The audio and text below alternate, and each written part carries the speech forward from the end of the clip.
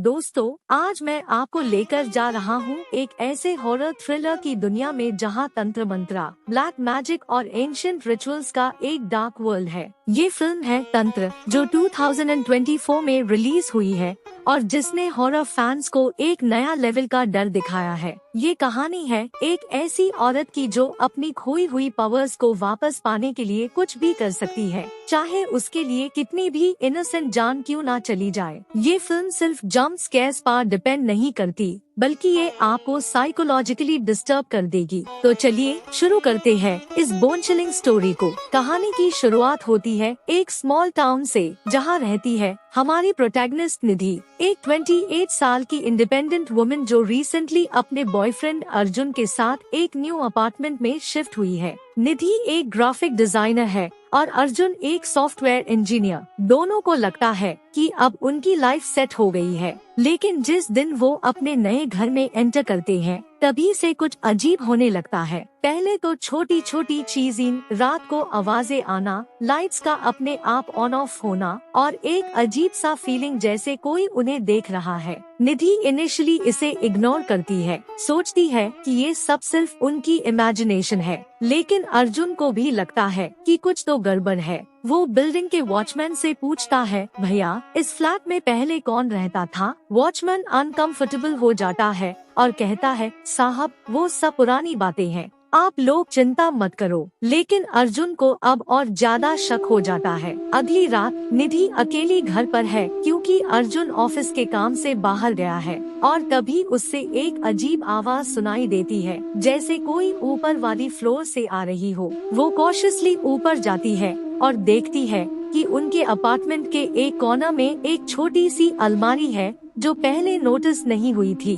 जब वो अलमारी खोलती है तो अंदर से निकलती है एक पुरानी डायरी, जिसमें तांत्रिक सिंबल्स और स्ट्रेंज संस्कृत मंत्रास लिखे हुए हैं। और सबसे क्रीपी चीज, इस डायरी के लास्ट पेज पर लिखा है एक नाम, कामाख्या देवी, द सीकर ऑफ सोल्स। निधि डर जाती है, लेकिन क्यूरियोसिटी की वजह से वो डायरी पढ़ना शुरू करती है। डायरी में लिखा है कि ये अपार्टमेंट पहले एक तांत्रिक प्रैक्टिशनर की थी जो ब्लैक मैजिक करती थी। उसका नाम था मोहिनी। वो लोगों को हील करने का क्लेम करती थी, लेकिन रियलिटी में वो उनकी लाइफ फोर्स अब्सॉर्ब कर रही थी अपनी पावर्स बढ़ाने के लिए। और फिर एक दिन मोहिनी मिस्टीरियसली गायब हो गई। कुछ लोग कहते हैं कि उसने एक पावरफुल रिचुअल परफॉर्म किया और उसमें कुछ गलत हो गया। निधि पढ़ते पढ़ते थक जाती है और सो जाती है, लेकिन रात को कुछ होता है। निधि की नींद अचानक खुलती है 3:33 AM पर, जो ब्लैक मैजिक का सबसे पावरफुल टाइम माना जाता है, और वो देखती है कि उसके रूम में एक शैडो खड़ी है।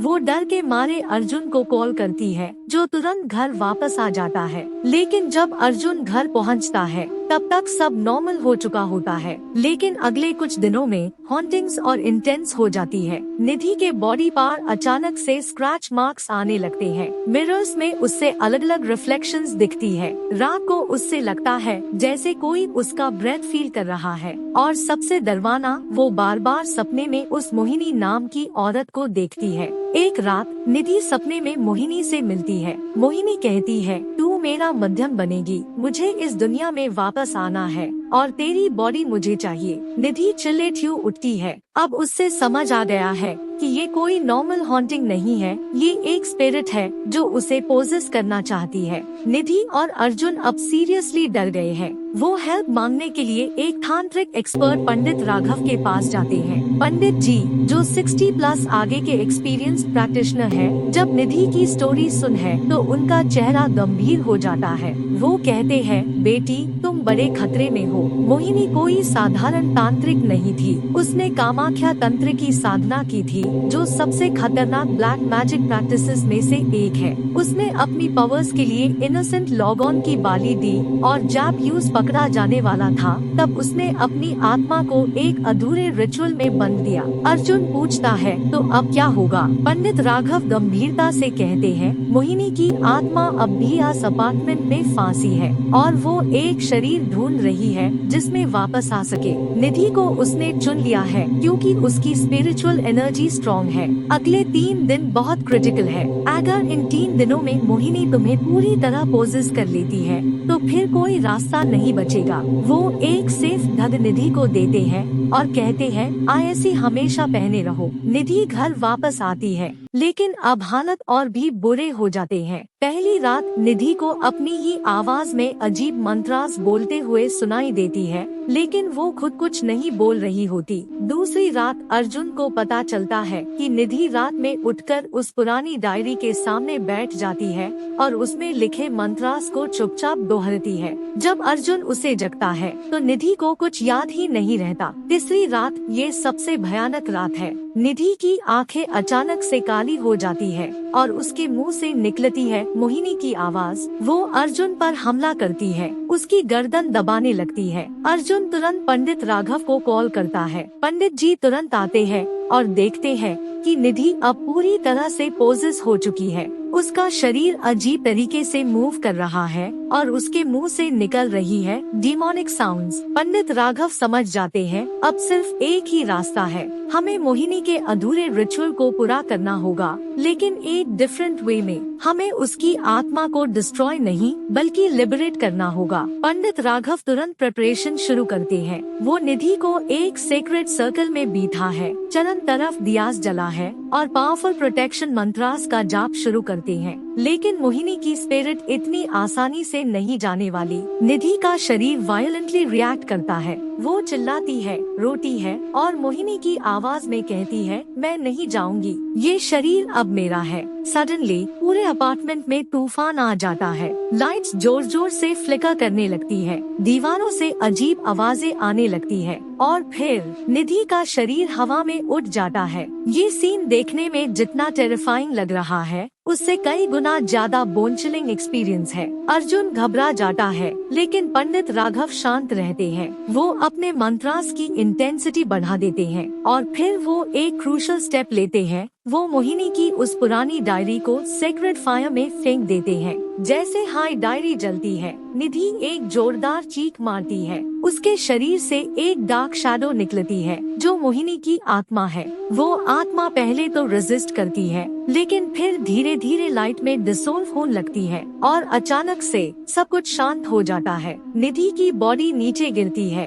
और अर्जुन तुरंत उसे पकड़ लेता है। निधि की आंखें अब नॉर्मल हो चुकी है। वो धीरे से अपनी आंखें खोलती है और पूछती है, क्या हो गया? पंडित राघव राहत की सांस लेते हैं, खत्म हो गया। मोहिनी की आत्मा अब मुक्त हो चुकी है। कुछ दिनों बाद निधि और अर्जुनास अपार्टमेंट को छोड़ देते हैं। वो एक नई जगह शिफ्ट करते हैं और अपनी नॉर्मल लाइफ फिर से शुरू करते हैं। लेकिन यहाँ पर फिल्म एक इंटरेस्टिंग फिलोसॉफिकल पॉइंट लाती है। पंडित राघव निधि को समझते हैं, देखो बेटी, मोहिनी भी कभी एक नॉर्मल इंसान थी, लेकिन पावर का लालच, शॉर्टकट्स लेने की चाह और दूसरों को नुकसान पहुंचकर अपना फायदा पाने की कोशिश, इन सब ने उसे एक मॉन्स्टर बना दिया। असली तंत्र तो सेल्फ रियलाइजेशन और स्पिरिचुअल ग्रोथ के लिए है, लेकिन जब लोग ऐसी गलत तरीके से उसे करते हैं तो वो खुद भी बर्बाद हो जाते हैं। ये डायलॉग देता है फिल्म को एक डीपर मीनिंग। ये सिर्फ एक हॉरर स्टोरी नहीं है,